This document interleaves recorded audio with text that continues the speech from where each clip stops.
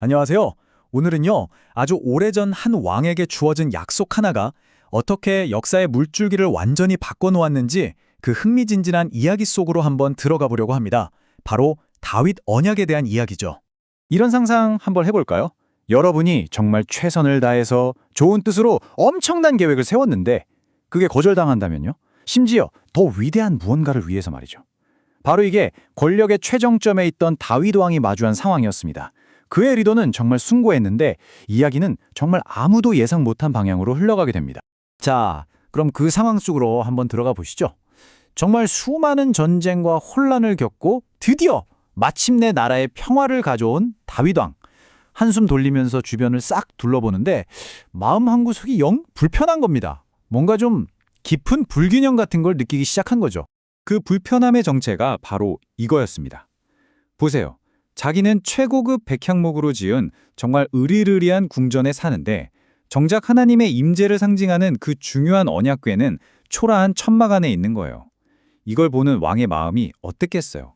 너무 죄송하고 송구스러웠던 거죠.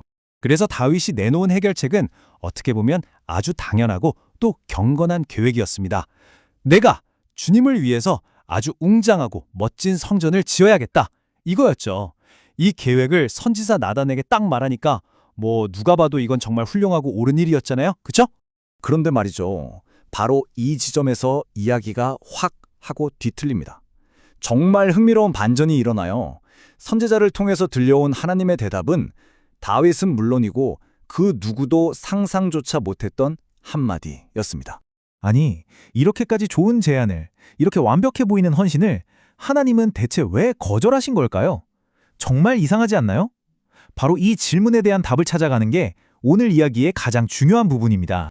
하나님의 생각은 완전히 달랐던 겁니다. 나는 사람이 만든 건물 안에 갇힐 수 있는 존재가 아니다. 나는 언제나 내 백성들 사이를 자유롭게 거닐며 장막에 머물러 왔다. 이런 메시지였죠. 사실 하나님께서는 다윗의 그 예쁜 마음, 그 헌신을 이미 다 보고 계셨어요. 그리고 그 마음을 받아서 인간의 생각을 뛰어넘는 훨씬 더 거대하고 영원한 집에 대한 계획을 갖고 계셨던 겁니다. 자, 그럼 이제부터가 진짜입니다. 다윗 언약의 심장부라고 할 수 있는 바로 그 놀라운 반전, 지금부터 함께 보시죠.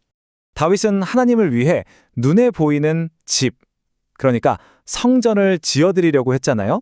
근데 하나님의 대답은 이거였어요. 아니 다윗아, 네가 나를 위해 집을 짓는 게 아니라 내가 너를 위해 집을 지어주겠다. 바로 여기서 정말 기가 막힌 전환이 일어나는 겁니다. 하나님이 말씀하신 집은 바로 다윗의 가문, 그의 왕조를 의미했던 거죠. 초점의 순식간에 일시적인 건물에서 영원한 왕조로 옮겨가는 순간입니다. 바로 이 집이라는 단어에 모든 비밀이 숨어 있습니다. 히브리어로 바이트라고 하는데요.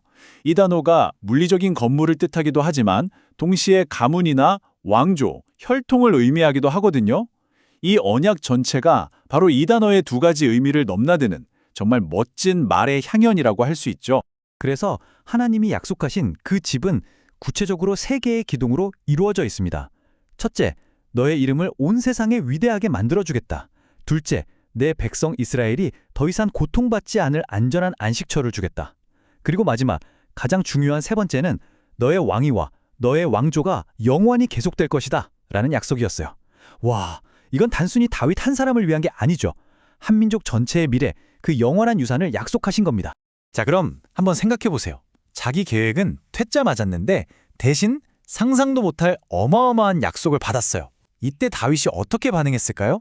아, 내 계획이 더 좋았는데 하고 실망했을까요? 아니요, 전혀요. 그는 정말 압도적일 정도의 겸손함으로 하나님 앞에 나아갑니다. 그의 기도를 한번 들여다보면 정말 놀랍습니다. 먼저 그는 이 모든 게 자기가 받을 자격이 없는 은혜라며 깊이 감사해요. 그리고 나서는 하나님의 위대하심과 그 신실하심을 막 찬양하죠. 마지막으로 뭘 구하는지 아세요?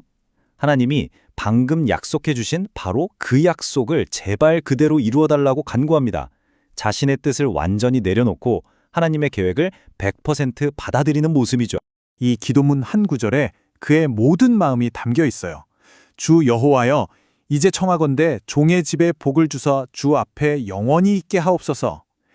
자신의 계획은 이제 온데간데 없고 오직 하나님의 위대한 계획을 온전히 끌어안는 모습입니다.